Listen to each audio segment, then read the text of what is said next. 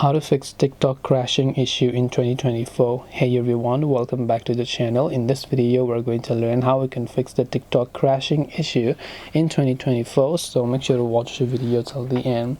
So if the TikTok app has been crashing and then you want to learn how to solve it, there are a couple of ways to follow. First of all, if the TikTok app is crashing, what we will do is do a couple of things. Long press the TikTok app icon over here, then tap on the app info, which is the eye icon there. So this process is possible on any Android. For iPhone, you can try to uninstall and reinstall the app. Now go to storage and cache and clear the cache files and also clear the storage. Remember that this will log you out of your account, so you have to log in again. Once you've done that, open up your Play Store or your App Store, then simply search for the TikTok app and just check if the TikTok app has an update. And if it does have an update, then make sure to update it to the latest version. So hopefully this video helped you. If you have got any more questions, queries or doubts, feel free to also leave them down in the comment section. Thank you for watching till the very end of this tutorial and see you soon in the next video.